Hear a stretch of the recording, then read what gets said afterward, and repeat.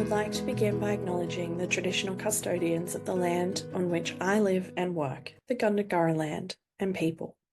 I pay my respects to their elders, past, present, and emerging, and extend that respect to all Aboriginal and Torres Strait Islander people. I also want to acknowledge the traditional custodians of the lands on which you, our listeners, are joining us from today. I recognise the deep connection that First Nations people have to this land, their enduring culture, and their commitment to the preservation and care for their country. This land was never ceded, and it always was and always will be Aboriginal land.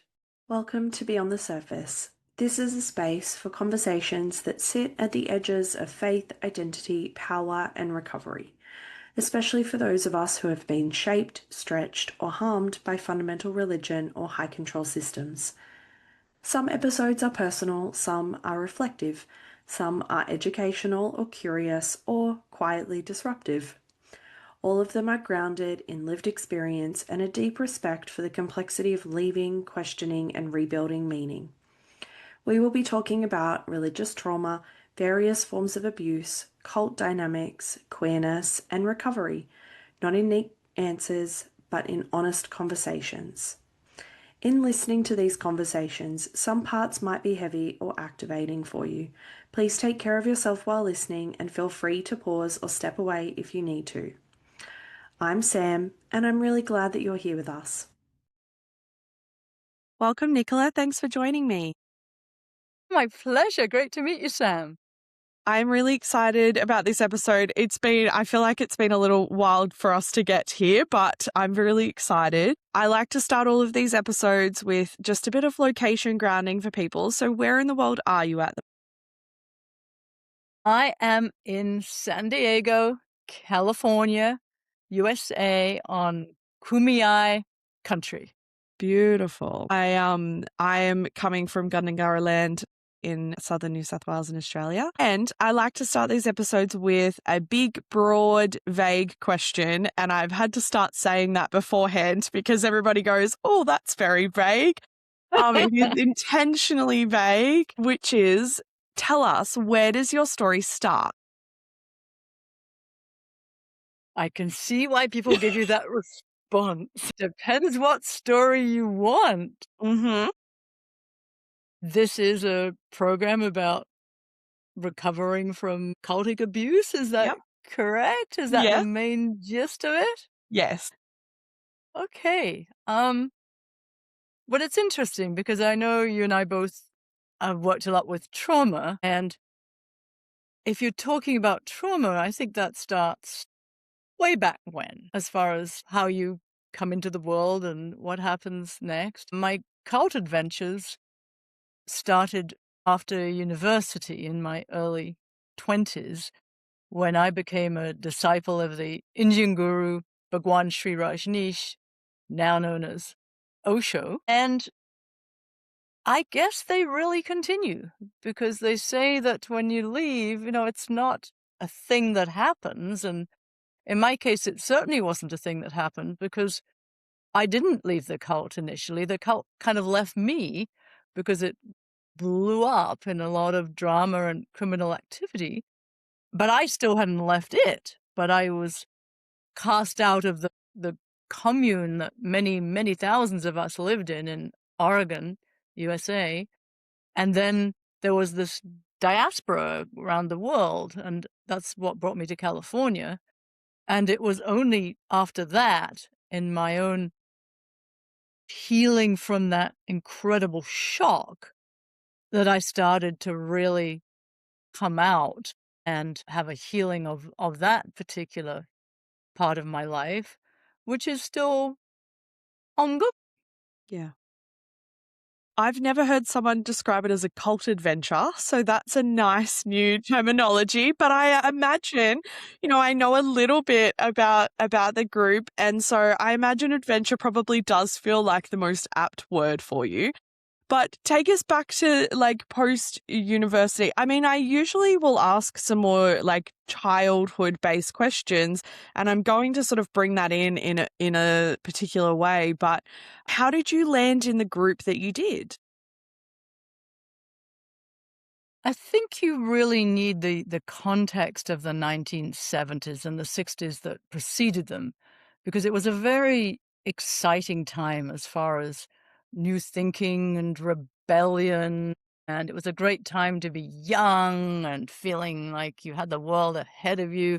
And I Yeah. think that's also why I frame it as an adventure. I was exploring, and I was always interested in spirituality and trying new things. And this was something that really drew me. It really called me. And I was living in England at the time, where I'd gone from university, where I originally was from, but I lived in Canada a lot too. And I was really called to find out about this particular guru, and that took me to India. So that was a big sort of jumping off the cliff kind of thing.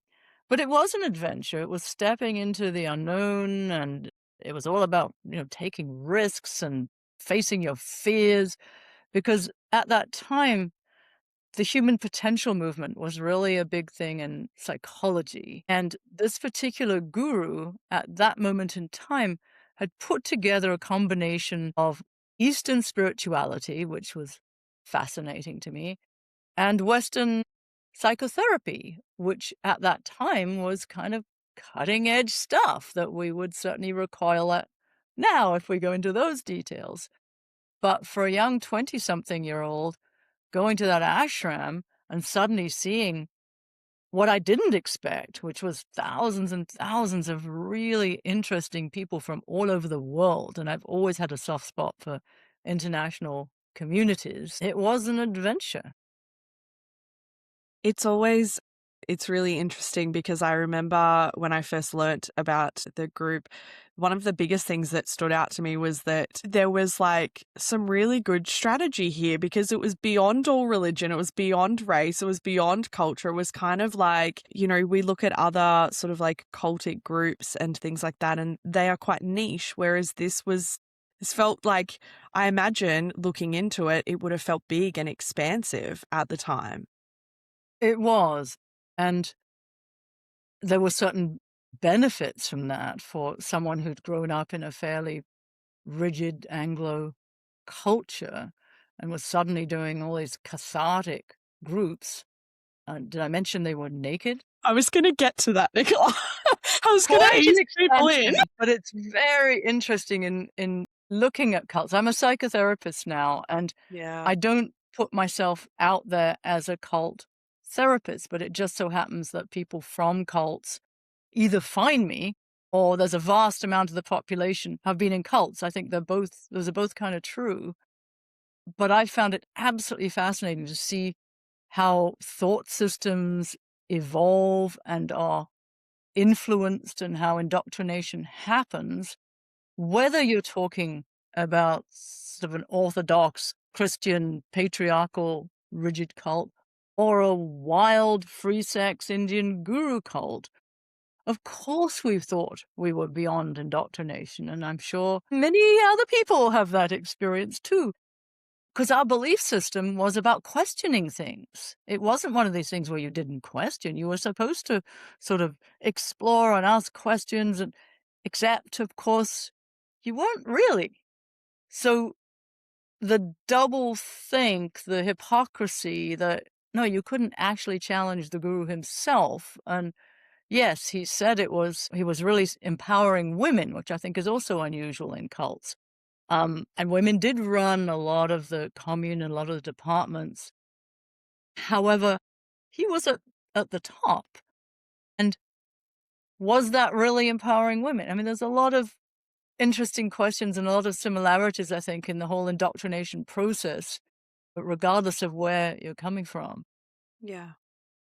You sort of touched on it a little bit, but one of, I think, my biggest gripe is that, like, somebody who and I don't particularly like the word joins a cult anyway, but like who is recruited into those systems or who lands in those groups, are dumb or naive or, something like that. But that is not the case, and I like dispelling that myth. And so what was it, you sort of started to talk a little bit about what it was about your upbringing and who you were at the time and what you were seeking and all of those sorts of things that led you to find something in this type of ideology?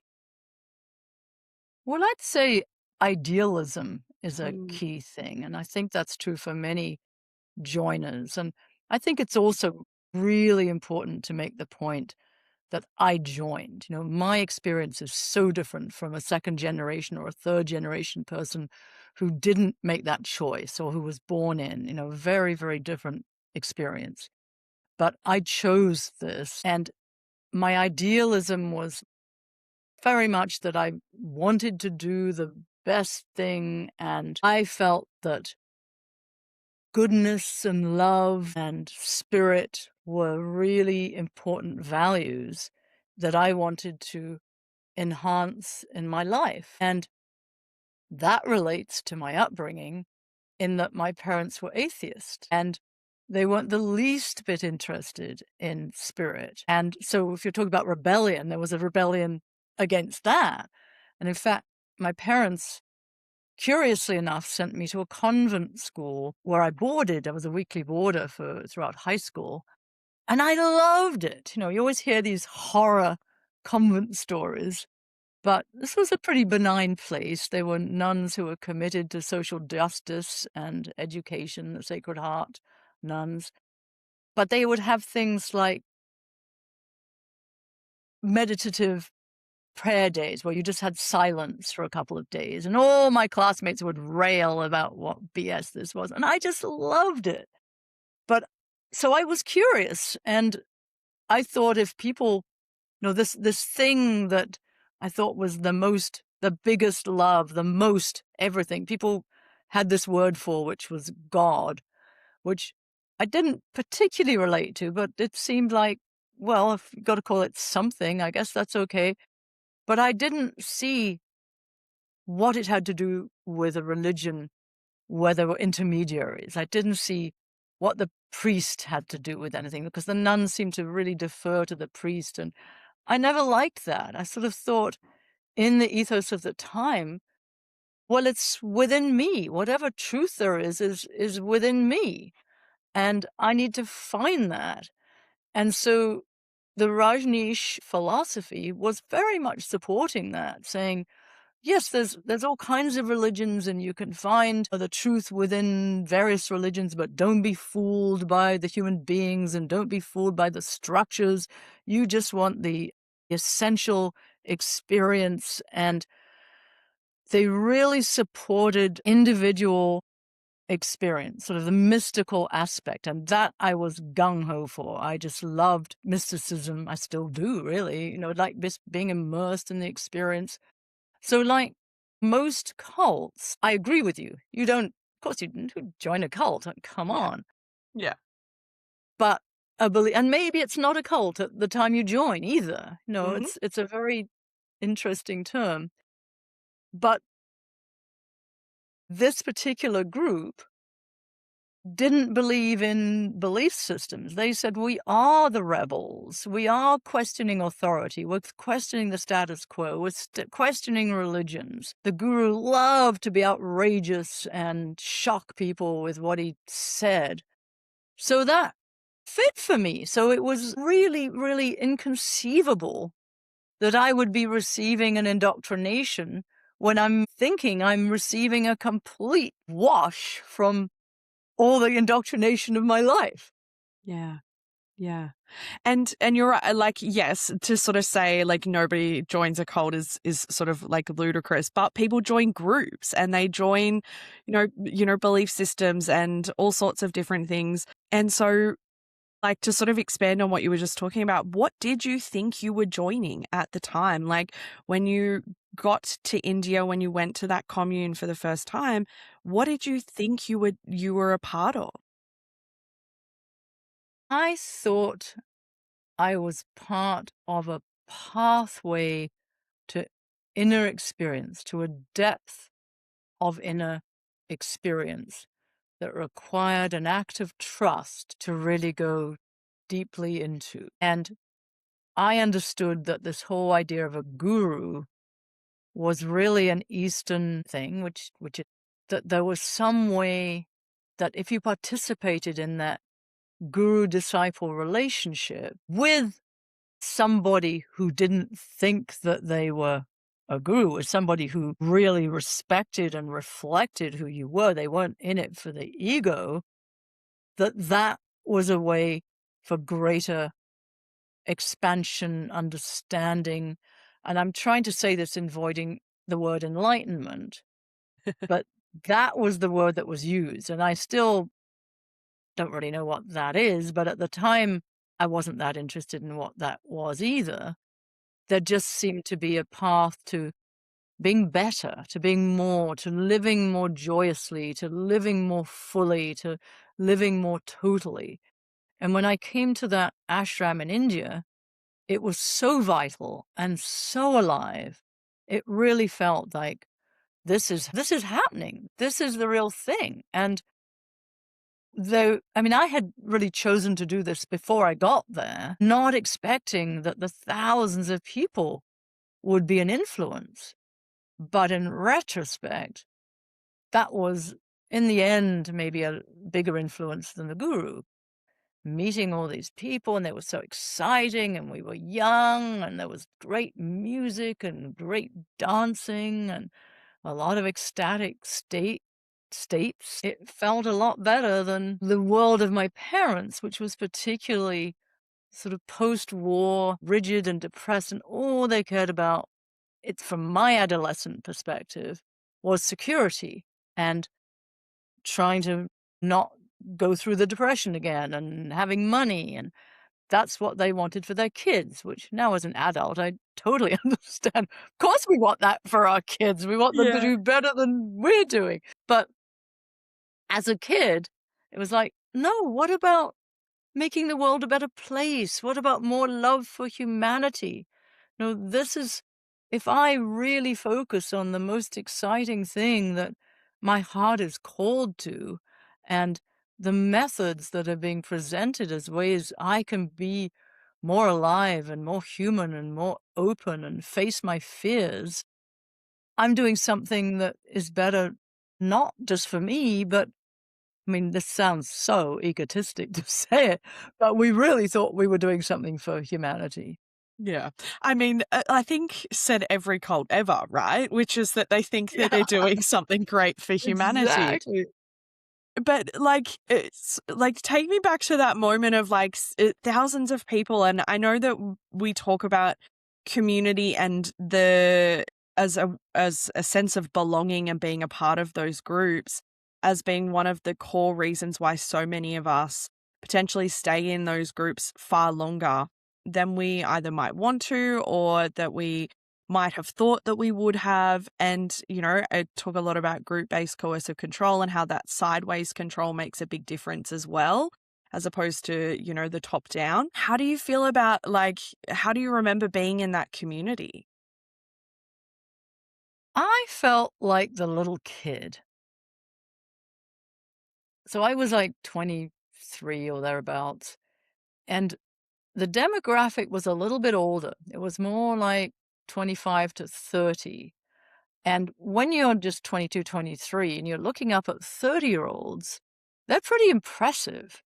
And these were people who'd had jobs in the real world and were generally fairly educated and had given it up to do this. So that impressed me a great deal. And they looked radiant. I mean, there really was an incredible vibe. I don't know anyone who spent time in Pune who doesn't sort of rave about it a little bit. That Pune was the city in India. Later, the organization moved to the United States and Oregon. That was a very different scene.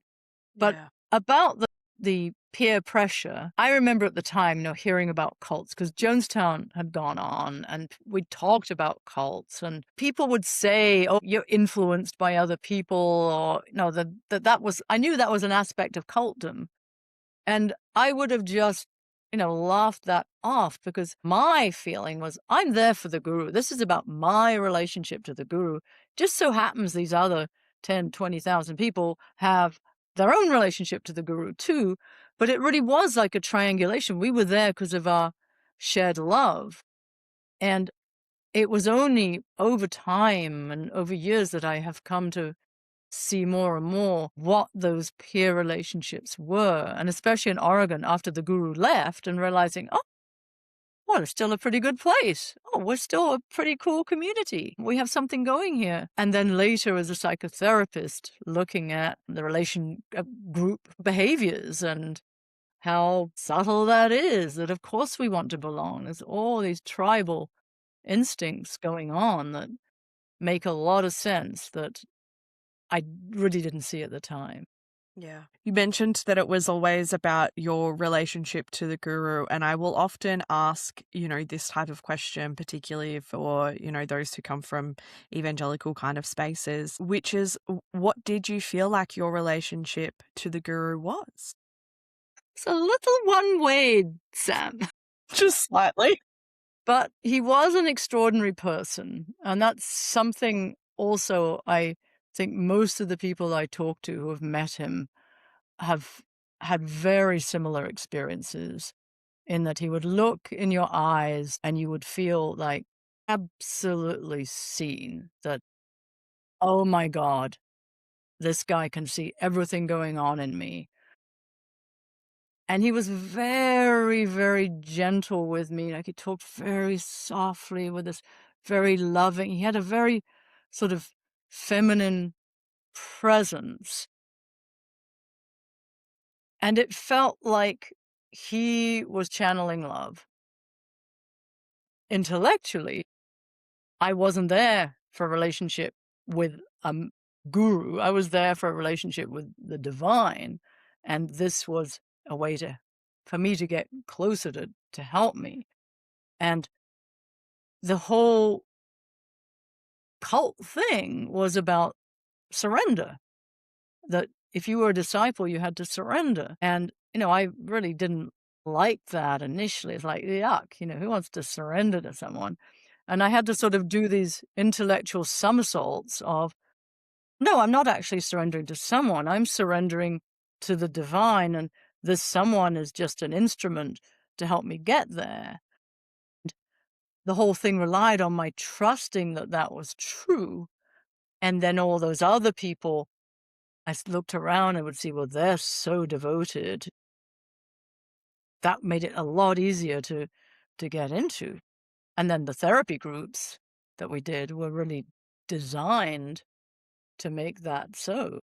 Yeah. It's always really interesting when I've heard people talk about the guru in this sense that there is still very positive, almost terminology used to describe him. And so I'm curious what it is like for you to now reconcile that with the harm that has happened, and how, because, part of, what we talk about is holding that nothing is all good or all bad coming out of these groups a lot of the time. And so how do you hold that tension? Well, I've written an entire book Yeah. about this. Yes, you have. It took me some 400 pages to really try and explain that. Yes. I think the phrase you use, holding that tension, is very true. I mean, my journey, I feel like it's really important to tell the truth and to figure out what the truth is and to look at the truth. And my particular journey has revealed a lot of truths about that guru that are not very pretty. I believe he was responsible for a great many of the crimes that took place, not all of them, but I hold him responsible for a great deal, and a lot of harm that happened to people, and not insignificant harm. I mean, this group poisoned over 750 people in restaurants in a nearby town. There was attempted murder within the commune. There were rapes that went on. I didn't know any of this at the time, but since then, some of the kids have spoken out saying that this permissive culture of sexuality led to a great deal of abuse. Surprise, surprise, but we didn't know that. And then people have come out and said that they were personally sexually abused by the guru. So I find this a lot easier to accept because I saw him at the end of the ranch and I saw some of his behaviors that were really wacky. For example, I had described him to you as this very kind, loving, gentle, and certainly I had that experience. But I saw him be cruel to people in public when he was sitting on the stage on his throne with thousands of people in the audience, and he would take someone and mock them and make fun of them and rather like there was some leaders in the world at the moment, and there's the same sort of behavior Yeah. of and I could also kind of see where it was coming from. Like, for example, a journalist calling him on what he was saying. The journalist said, there are people here who doubt that you're telling them the truth, which of course was true. We'd all be talking to the journalists at that point as the things were falling apart. And he was outraged, absolutely outraged. No people of mine would say that, da, da, da, and then would just call the journalist names. And this sort of behavior happened in a number of instances, and I saw it. So it was like seeing a fragile psyche, a fragile ego that couldn't bear to be questioned. And at that time, I was absolutely struggling in my mind of how to put that together with this man I'd loved and given years of my life to. Yeah. And it was very, very confusing. And so sorting that out is, years of processing and talking and thinking and studying and speaking to people till I've come to a place where I have some of my own clarity about what I think happened and what was actually true. And at the same time, I can still tell you, wow, he was responsible for some of the highest moments in my life. Yeah. And those are both true. Although I think also in the aftermath, it's very important to claim, where do I put the cause of things? So if I hold him as responsible for the highest moments in my life, I'm putting that on him as if he created that. But he didn't. He created a lot. He created the community. He created the atmosphere. But I was responsible for some of those experiences, and the group energy and the group, whatever was going on with all those thousands of people celebrating, that held a responsibility. But he was part of that, so I'm grateful to him for that. Yeah. It's always, I think it's one of the trickiest tensions. And I think it's hard for people who have not been a part of groups like that or any sort of fundamental group to sort of understand holding that tension. And so it's one of the reasons why I like to talk, I ask those types of questions, because I think for people who have never existed in those types of groups, it can be hard to understand to have to hold that, Well, I think one way to understand it is simply looking at this thing we call love. I mean, Yeah. how many people have been in love or considered or thought they were in love with someone who can be a total asshole? And say in a divorce situation, it's so easy to say, that person was a complete asshole. I absolutely hate them. And I was in an illusion and it was all nonsense. Which is a way to separate and a way to begin to make a new life. But that's black and white, and it's not necessarily true. They was pulled into that relationship at the beginning when things were roses in just the same sort of way. So I think it's not outside normal human experience to just simply look at who we love. The whole cult and guru thing just puts it in a more obvious context, but I think it's a big mistake that a lot of people make, going, well, that's just those weird people and I'd never do that, when they've done it with every stupid relationship they've been in. Absolutely. I completely agree. It's very easy to sort of see that as an over there or a them problem, and not actually Yeah. realize that we see the same sorts of things in all sorts of different relationships and settings and things like that. So, okay, I want to ask a question about what happened and what was it like, and I guess the differences in when everything shifted from India to Oregon, because they're pretty different locations, just slightly. Yes. Well, the reason behind that was that they were looking for a larger piece of land to have. There were so many people. Is it people? Unless you look at Wild Wild Country, that Netflix series, or have some realization, it's hard to really get how big it was. It was never as big as they said it was, mind you, but there were certainly tens of thousands of people involved. So the idea was to have a commune that in the end many, many people could come to. And this was eventually found by Bhagwan's secretary. I still think of him as Bhagwan. His secretary, Sheila, who was an Indian American, and she found this place. So that was the move. And it was 100 square miles, so remote, just absolutely in the middle of nowhere. And it was there's immense preoccupation with land use difficulties because it was zoned agricultural. And, they sort of neglected to take on board that this maybe wasn't the best way to build a city on agricultural land. So initially, there was a lot of deception about, oh, we're not going to build a city or a commune. It's just a few people farming, and we're farmers, and we really want to repair the land. Even the look, this was denim jeans and boots and dealing with mud. So India was, flowing robes and men with long hair and beards. But we were all supposed to be very straight to try and pass the Oregon farmer test. And the work of actually farming and building the city it was a lot to do. So it was working 12 hours a day, 7 days a week, essentially.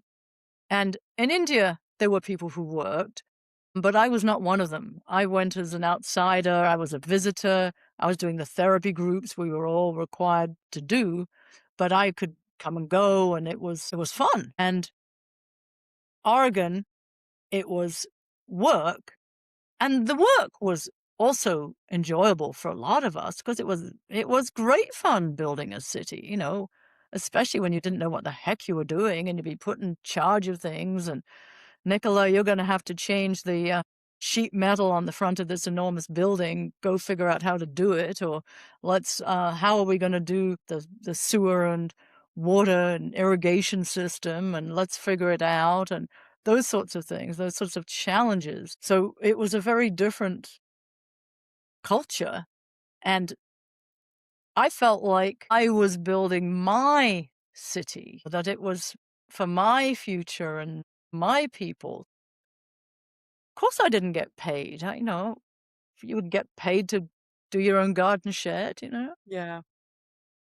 Yeah, I mean, like, sort of hearing you saying, like, yes, you're building something physically, but, like, spiritually and ideologically, what did you feel like you were building? Because I imagine, like, this, huge sense of, again, like, building something enormous for humanity, even though, like, yeah, you're putting sheet metal on a wall, but, like, internally, what were you building?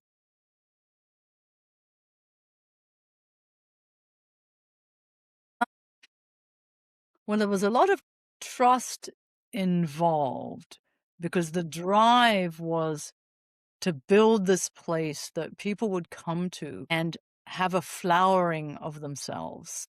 So in the tech, in the technology, that's the wrong word, but the terms of enlightenment, this was a Buddha field where people would become Buddhas. And as soon as you'd become a Buddha, you'd be having this incredible influence on the world. And so that didn't actually happen, Sam. Yeah. But it still felt like my job was to be aware and to make use of this time. And in a way, there was something very sacred to me about not being in the world. We were in this gorgeous countryside, and you didn't have to do all those things like worry about the bank account and so on. Because, yes, we worked these incredibly long days, but all your food was there, this beautiful vegetarian, organic food. You'd get back to your tent or your little house or wherever you were living. Someone had done all your laundry and folded your clothes neatly on the bed. So it was different. And I don't know if that answers your question, because I don't think we really knew what we were doing. Knew that we were part of an experiment, and we were always being told how incredibly lucky we were to be there. How many people get that opportunity? It's only one person on the world every thousands of years or whatever. And the same sort of thing you hear in every group. Yeah, we get to do this, which often, bypasses the physical and mental exhaustion that is at play a lot of the time. Because I imagine there would be people who would be hearing this who are going, if you now we can potentially see that as a labor exploitation, obviously, but how was it presented to you as not that in the time, other than you get to do this as like a once in a lifetime opportunity kind of thing? Well, one thing was that I was part of a group that was greatly envied by the rest of the group because I was living on this ranch.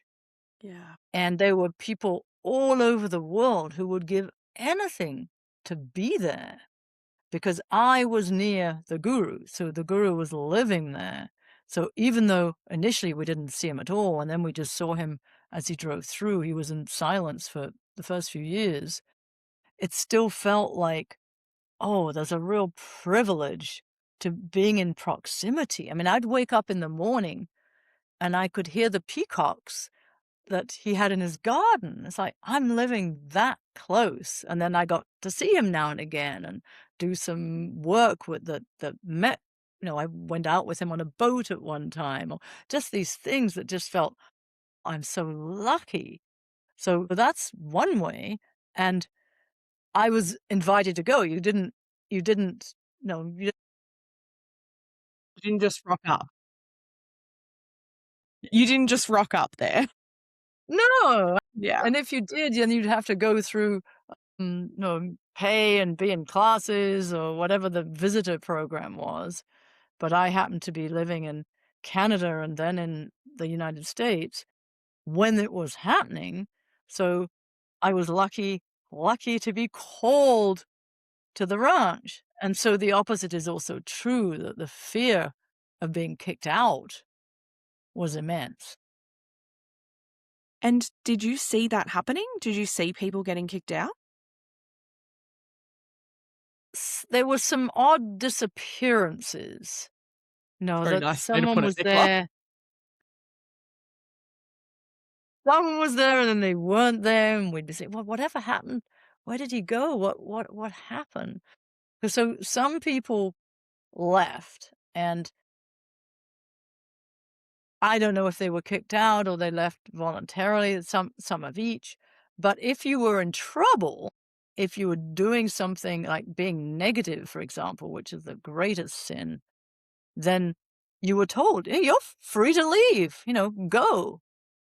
Not that that's very easy when you're 23 miles down a dirt road and you don't have any money and there's no public transport. I wouldn't have known where to go. But I knew I didn't want to leave my people. And then, of course, we all had, our romantic relationships and our friendships, and people had children and parents. I mean, there were all kinds of ties that beyond the tie with the guru, it was a community, it was a culture like any other culture, cult. Yeah. Leaving is not an easy thing. And I mean, what were you told anything in terms of what would happen if you did leave? Was there any sort of, I guess we talk about fear-based indoctrination of any kind, but yes, obviously there were difficulties and it was like logistically difficult for you to leave. But were you told that there would be any sort of spiritual ramifications of you leaving also? There was one group that left a couple of years in, and it was a group of friends, and they moved to Santa Fe, New Mexico, and were known as the Camels. I don't remember why, but they were talked about as if they were really disgusting people and traitors. So there was this element of shunning that goes on in other groups, in that we were told, they're not, they are no more. I can't remember Rajneesh's exact words, but something like, they are no longer my people. So we were really told to look down on these traitors who didn't understand him and had wasted everything. And bad things were said. I can't think of the exact words right now, but you knew that you would be frowned upon. And when I left, and then various other people left at different times, but not many. I mean, most of us really wanted to be there. But when it collapsed and I left, I went to see someone I'd known previously who had left just a few months before. And she said to me, how amazing it was that we'd come to see her, because when she left, she didn't know she would ever be able to see any of her friends again. She was fully aware of the price of leaving. So it was a very scary thing and a very brave thing for people to actually make that choice to leave. And then there were a couple of people who left who were very close to the center of things, lived in Sheila's house, for example. And this couple was a couple highly regarded by a lot of us. And they left in the middle of the night, and they'd borrowed a car from the commune because they were high enough that they could get keys to the car, left it at the airport, but that was a trigger for me to think, no, something's actually wrong here. When people are choosing to leave, do they have to do it in the middle of the night under cover of darkness? And I think people who actually had information and knew what was being done were afraid for their lives. Yeah. Yeah. And I want to get to the moment of like implosion, so to speak, and when everything shifted and changed for you. You mentioned a couple of times the aspects of the group around sex and sexuality and things like that. And I think a lot of the time people mistakenly hear the word cult and they think repression of sexuality, and that it is like you're not allowed to have it, you're only allowed to have it in certain demographics, like all of those sorts of things. And there are other groups where it's the opposite, and sex is not necessarily repressed, and yet abuse can still thrive and be protected and go unnoticed in those spaces as well. And so what did you notice about the way that sexuality was in the group for you? I think that's such an important point, because we were convinced that sexual energy was sort of divine energy, and it should be fully experienced and make a lot of noise while you're doing it. And there was a lot of celebration and liberation in that. And that existed before this particular group. It was very much part of the 60s, 70s free love scene. And one way I think that was distorted was in the feminist movement and the feminist path, which I certainly still ascribe to. But I think we saw that sexual freedom and liberation looked like what men were doing. That if you just followed your libido and went and fucked whoever you wanted to fuck, you were free. And what got lost for me was really understanding intimacy. And I think that has a lot to do with a sexually promiscuous group, because sex was promoted.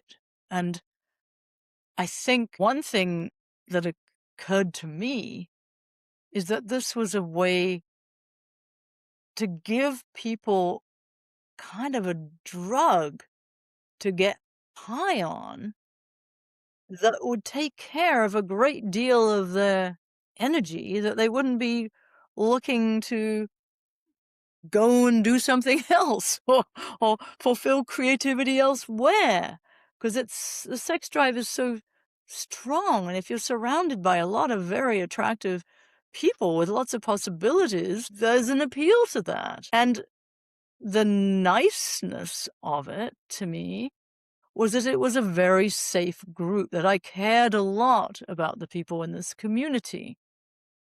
When there was intimacy, felt like, and I mean sexual intimacy, it felt like, this is part of my family, not in an incestuous way, but these are my people, I trust them. So though we all loved somebody else, we shared our love for the guru as we had relationships with one another.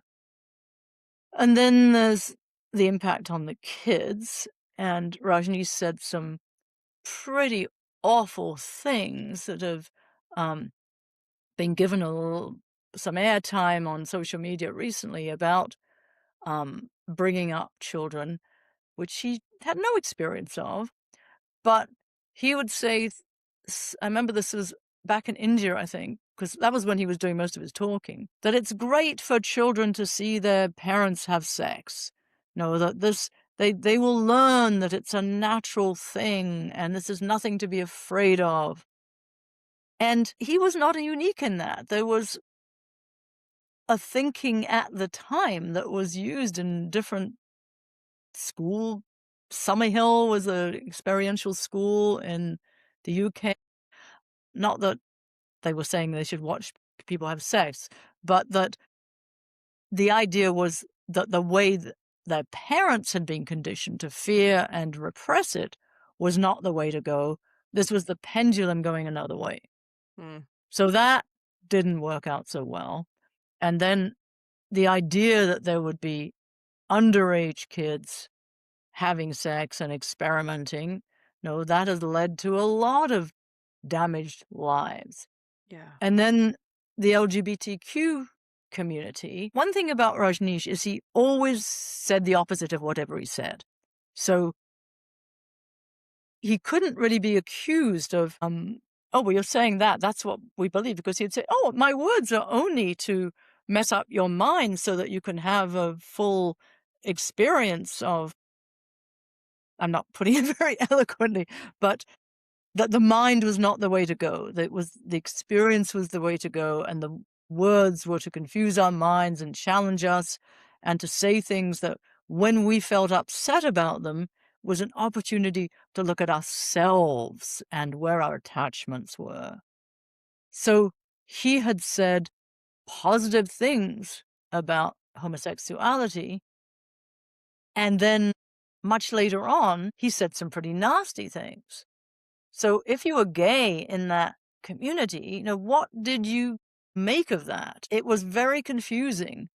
And there was certainly a heterosexual, enormous dominance because of this. That's what was sort of portrayed as the ideal.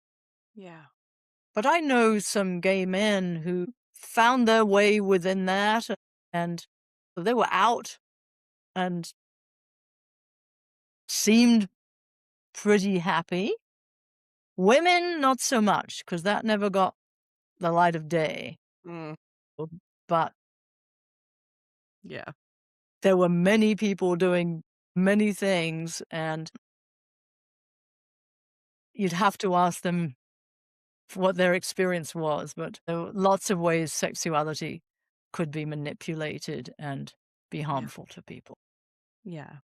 And I find that that's pretty prevalent in every sort of like high control or fundamental group, because I think the more that you can control the body, the more that you can control in general. So it's not surprising, but I appreciate, what you've said, because I think it counters that idea that repression is the only way that sexuality is used as a weapon or as a method of control. And I think that that's the opposite. It's not the only way anyway. Take us into, I guess, when everything changed for you and the group imploded and you sort of were thrust out of it, but not necessarily mentally and emotionally just yet. I think I just want to add one more thing to the sexuality Yeah. aspect, which was the pressure to have free love and open relationships. I believed in that before I joined. So it's not the fault of the cult. It was the ethos of the time. Oh, love is supposed to be free. Marriage, what's that? Why should the state get involved? That sort of thing. So I suffered a great deal with the concept that I should share my boyfriend and share my husband. And it was very difficult. And I went through a lot of mental shenanigans of, well, I'm a bad disciple. That's not really love. That's just my possessiveness. My God, this thing called jealousy. I felt terrible for having it. So trying to fit myself into that mold, Yeah. there was just one other area of pain. It was so liberating to find out afterwards. Actually, it's quite normal to be jealous. Yes. And, like, as somebody who is like, I'm very open about the fact that my wife and I are like non-monogamous, and yet jealousy is still the most normal human emotion and experience in that. And like, to sort of see it, for it to be treated as this distortion within you is just so counterintuitive to it just being information within you. But yeah, it is such a, like, that is an additional aspect of that sexuality, like free sexuality piece of that as well. Yeah. If it's something that's coming from above or you're Yeah. buying into rather than this is what's right for what I'm Yeah. choosing for my relationship. Yeah. Absolutely.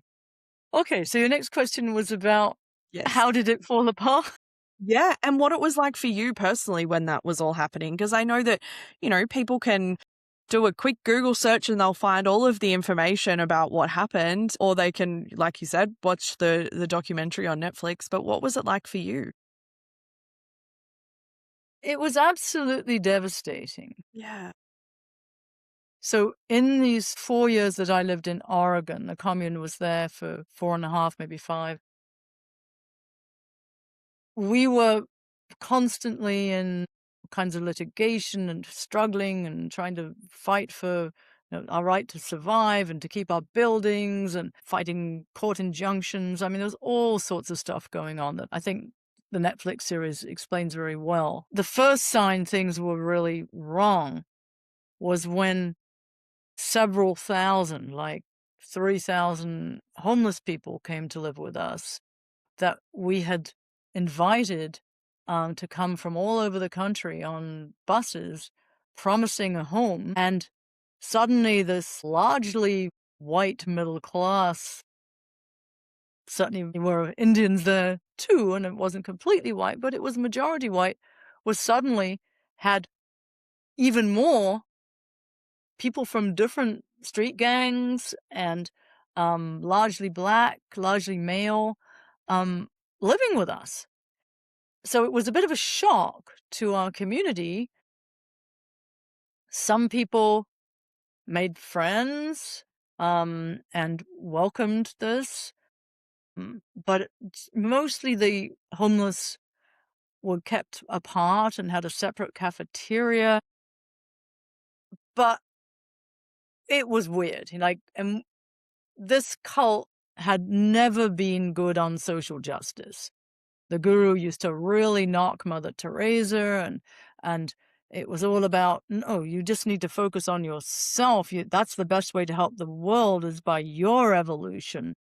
So there was charity, not so much. So obviously this was a bullshit party line that suddenly we developed this social compassion. And there just so happened to be an election coming up. And the homeless who were coming in were all American citizens. So it didn't take too much to see that something very fishy was going on. But what happened was the Oregonians also caught on to this and suddenly changed the election law so people would no longer qualify to be able to vote.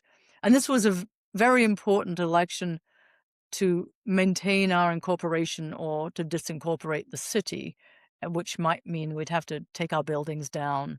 Um, and it would be disastrous. So the election from our side was actually, we were told not to vote in the end because they knew it was not going to work.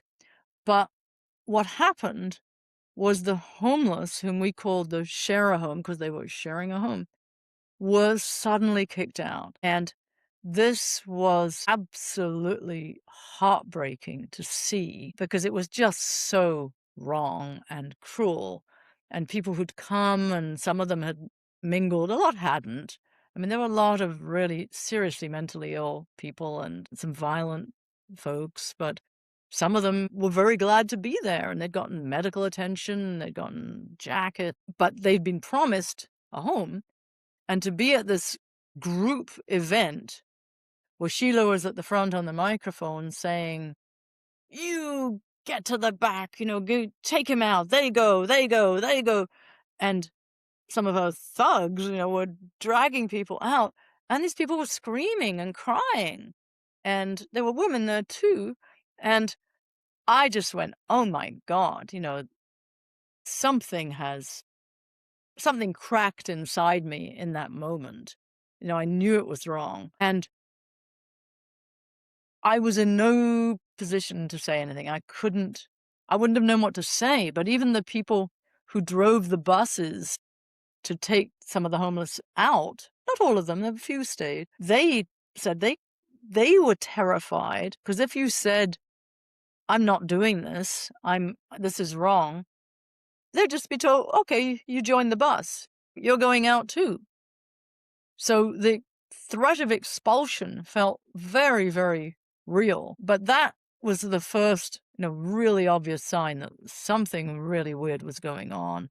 Yeah. And then there were, to try and put it in a nutshell, let's see. So Sheila, Rajneesh's secretary, and her group that she lived with in the house, who were they were the top of the hierarchy. We were told, oh, they've all gone. And they had left the night before and flown away. And we were suddenly leaderless, and no one knew why. And then the guru, who had been largely in silence, he'd just started talking maybe a few months before, but, just to a small group, and then in a very orchestrated way. He was the one who called the meeting to explain what had happened. So we'd never heard him talk in a way like that. That wasn't a spiritual lecture. Yeah. And what he said was that the reason that they were traitors and had been betrayed, and that they had been criminals turning us into a fascist camp, and that they'd been ruling his commune and hurting his people, and had been doing all these criminal activities like poisoning people in the dowels. So suddenly all this stuff that was just about to emerge in legal indictments was out there, and it was all blamed on Sheila and the people closest to her. So I heard this and I thought, well, that makes no sense to me whatsoever, because whatever Sheila may or may not have been, she was devoted to him and met with him twice a day, and it didn't make sense to me that she was doing all these things behind his back, even though I think she also did do some things behind his back, so it's not totally clear. And if you talk to people who are disciples, especially those who are still disciples, everyone will take a different position. And one of the positions people take is, no, he was telling the truth. Sheila had done all these things. She created this commune. She did all this nonsense. She's the one to blame. I didn't decide that. I felt like, no, that wasn't true. But I still loved him. So I wasn't bailing at that point. I was just in a state of complete shock because my mind was cracking, because I couldn't cognitively take on board, I think this guy is lying, and I love him and he's my guru. No, is he a divine being? is he, the words pathological narcissist hadn't come to my mind at that point, but Yeah. it was this terrible, terrible time of just feeling that my brain didn't work. Yeah. And when I looked at the faces around me, that was reflected on thousands of faces that we were going. I mean, first of all, to even take on board that our commune created to love and make the world better and have us all become kinder, better, more beautiful people had poisoned people? No, it made absolutely no sense. I couldn't figure out why would that ever happen. No, it made no sense. So this terrible cognitive dissonance was quite extreme and it lasted a while. Yeah. Yeah, I'm curious, I guess, like if we sort of move into like the recovery piece, which I feel like is, an ongoing thing for most people. There's no end point to that. But I guess the first thing that comes to mind is like what it was like for you. We talk about questioning and things like that afterwards and being able to be curious for people who have potentially never been able to be curious in their life. But you had, like you said, like it taught you to question things. But what was it like for you to shift those questions towards the group and the guru that you were a part of that you had not been able to before? Well, initially, it was an extraordinary process that was a shared process because the questioning was what really happened Yeah. and who's telling the truth. And we were all doing that. And so I think there was this openness that sort of happened at the same time as a great deal of confusion to, well, we don't really know. But my understanding is the human brain just can't live in that not knowing for very long. And we tend to go to, well, this is what I think happened and this is what I believe happened. But it was simultaneous with the dissolution of, we were told we had to leave. So suddenly, after, for me, 4+ years, no money, no, not watching TV, not listening to the radio, not knowing what on earth was going on in the world, suddenly we had to go and start afresh.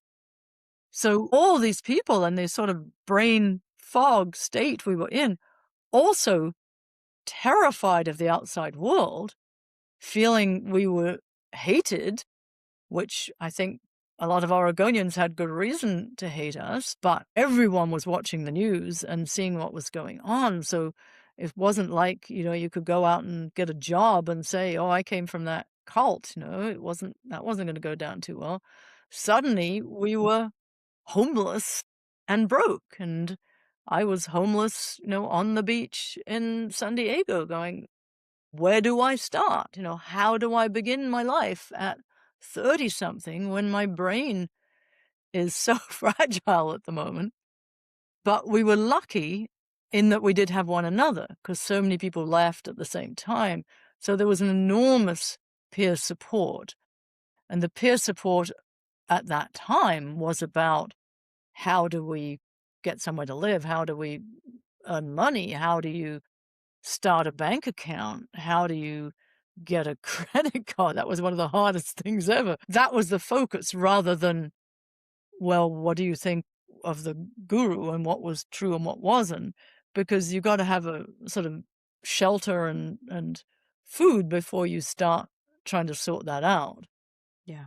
Yes. All of the reintegration piece of like money and food and, like you said, shelter and just all of the basic needs of just being able to exist and live for sure. What was it like for you when you did start to pull apart, I guess, the indoctrination piece of all of this? I think the first word that comes to mind is satisfying. No, just, and I did it because there were basically about 2 people I could speak with, and I think that's what it takes. one is enough, but people that I could share these terrible questions. Because the question of who is Rajneesh? Who is he who he said he was? Is he a divine being? Was he lying? Was he responsible for any of these crimes? Really, really scary questions to ask. And as people started to find their way, the belief system started to settle in. It started to form into sort of camps of people who well, of course he was telling the truth. That'd be ridiculous. Sheila did all the crimes. And this is the big one. This was really an intentional device to wake us up. And so that if you questioned it, obviously you were never a devoted disciple in the first place. So people developed these different pathways, and some went off and went to follow him and still follow him. And he is deceased, but the ashram and the organization is still going under the name Osho. It kind of got rebranded. And then others turned really against, and that was evil. I was deceived, and it was all a horrible mistake. And, there was understandably a lot of anger. And I sort of felt that I was in between the two. I didn't want to dismiss this enormous part of my life and all these people I cared about and my personal spiritual experiences that involved Rajneesh. I felt like I had to find a way that acknowledged the good part of it and faced the evil part of it. And I think that's the route I've tried to tread. Yeah. Yeah. It is. I feel like the most accurate word I can find for people who are, I guess, in the ongoing journey of cult recovery is messy, because there's no clean way to do that. There is no one way to do that. And everybody's answer to that is always a little bit different. Some people choose to write books, though. And so I do want to find out, I guess, what it has been like for you to put all of that in writing for the world to eventually read when that comes out.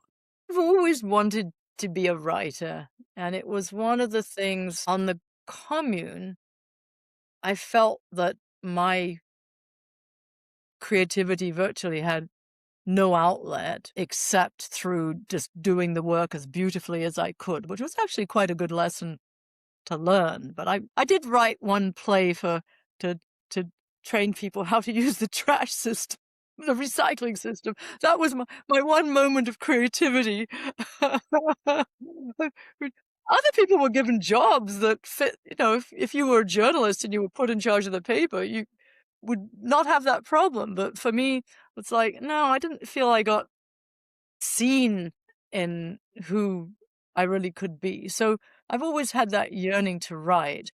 And finally, when I could pay the rent, I started to make a little time to be able to do that. And this was very much the story I wanted to tell, not necessarily about just the 10 years of my life. I saw myself as a disciple, but just me, and I was a therapist, still am. And as a therapist, you're always listening to people. So as you are right now, Yeah. Sam. And for me, it's like, this is amazing. I get to talk and people ask me about myself. It's so different. It's so refreshing. So writing, what started to emerge were different parts of my life and family and so on. And I just started writing and writing and writing. But when I read it to people, what they were interested in was the guru stuff. And I belonged to a writing group at one point, and I would try and write this and that, and they were like, no, we want to hear more about the guru. And realized, well, if I actually want to make this a book, that's probably what people are going to be most interested in.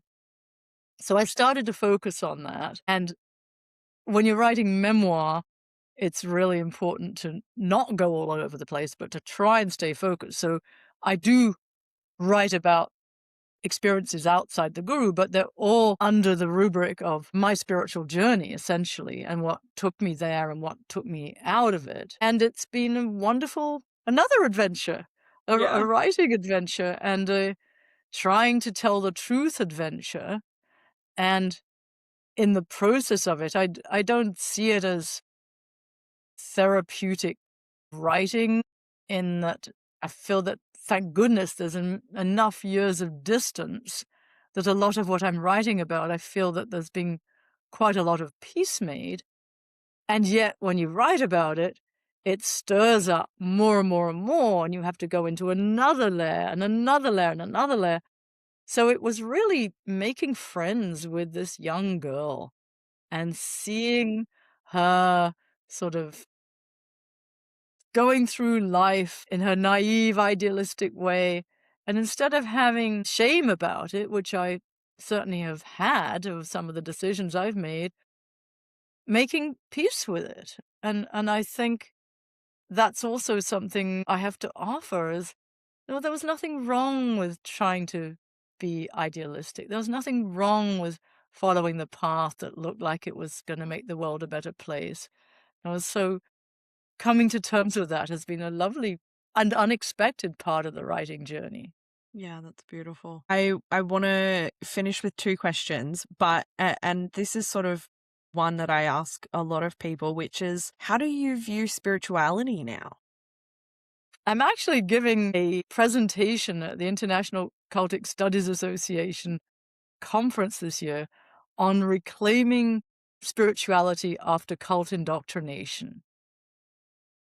I know that some people have an aversion to the word spirituality. They just go, "Bleh, spirituality, give me every distance you can have." And of course, we all have triggers around this, and I can understand that. For me, it's inner experience, primarily connected to our outer experience. And it's about being connected to the life force that we all have. And people find different avenues to express and help nurture that. And I'm very reluctant to join anything. I wish I could, because I think it'd be lovely to share this with other people. I I, I like meditation. I think that really helps us go inside and find peace. And I think kindness is immensely important. So this connection that we all have with one another and the planet and living beings, and this potential that we have to be loving and kind and support one another, that to me is spirituality, in the life that we have here. Yeah. Yeah. I think that's beautiful. And I will, in my work, I will often, you're right. I have a lot of people who are pretty averse to spirituality, which is completely understandable given the experiences they've had. And I will often bring it down to spirituality can be just about your connection to yourself and your connection to the world around you. And I think, for some people that goes beyond the living world, and for others it doesn't. And I think that that's okay. But I love the people who are doing the work around what spirituality on the other side of these high control systems who have weaponized that, who want to reclaim what that looks like, is really lovely, because it doesn't have to be an either or. You don't have to keep it or throw it away. There's a myriad of other options in between those two things. And so, yeah, I love that. Absolutely. And it's so individual. And I think that's the important lesson, that if anyone is telling you what spirituality is or telling you how to do it, you're not listening to this. And I think that's what we who have come through experiences like high control groups or coercive relationships, well, this is always the lesson, right? Or do it start to not feel right? And how can I listen and voice what is the truth as I know it, and do the best that I can? Yeah. Yeah, absolutely. To use good therapy speak for a moment, coming back to self, which is, we've always just got to drop a little bit of therapy speak into the episode. I like to finish all of these episodes with some encouragement for people. And so if someone is listening that they have left either last week or 10 years ago, similar to what you came out of, what encouragement would you have for those people?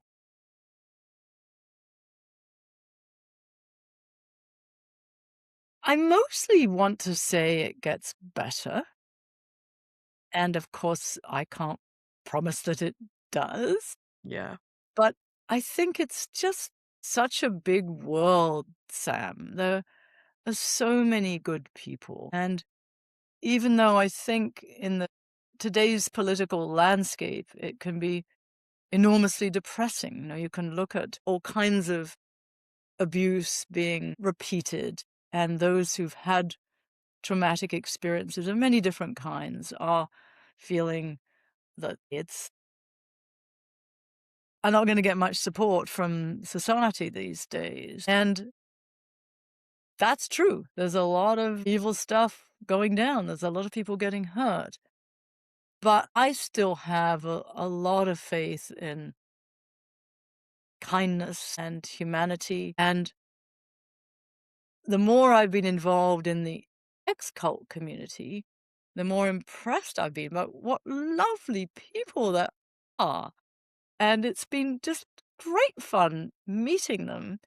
And if you can't find someone from your own cult to talk to who's on the same page as you, if that's could be very threatening to go to someone from your own cult, look at other cults, even as disparate as your experience and my experience, look at the commonalities that there are. And I think peer companionship, peer support is enormously important because we've all learned to distrust an authoritarian structure. And I think it's very tricky coming into therapy because therapy sort of has this built-in, not no imbalance of power. Yeah. But I think therapists are invaluable, and trust yourself as you explore therapists. Interview them, be in charge. Don't let the therapist direct you. Go to people you trust. And they don't necessarily have to have a cult background, but you have to trust them. So trust your distrust. Express your distrust. Cross-examine your therapist. You have every right to want to know what their religious background is, what their beliefs are. And I know there are not enough therapists attuned to this out there, but there are people like you who would give a consultation to therapists to help them in cult recovery situations. But there are so many organizations now offering classes as you do that yourself. And then the Yalek Center, for example, has classes. There are conferences of ex-cult people. New Zealand is having decult conference coming up in the fall. There's so much out there. So reach out and find people that you trust and you like, and that you can be as judgmental and negative as you like and as angry as you like, and you'll find your way. Yeah. Yeah. Beautiful. I like the both the emotional and the practical components of that encouragement.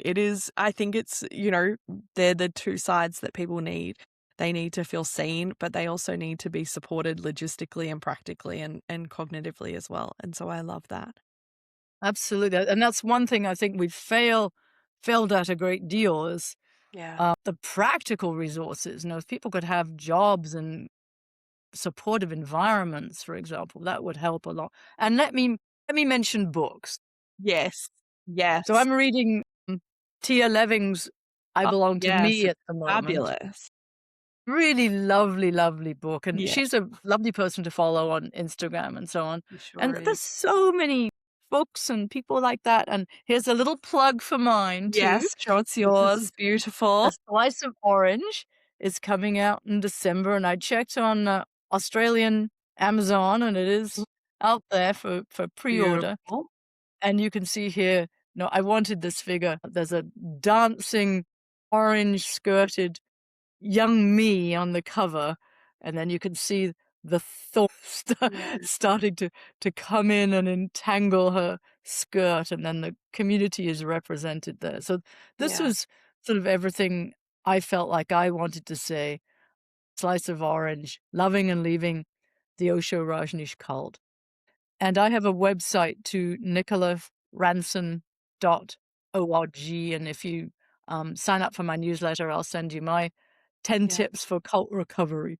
Lovely. And for those who are listening and not watching, all of that will be in the show notes, and the cover that Nicola just described will be on her website. So do go and check that out. Thank you so much for joining me. This has been an absolute pleasure. Well, lovely to meet you, and thank you, Sam, for the good work you're doing. Thank you. Thanks for listening to Beyond the Surface.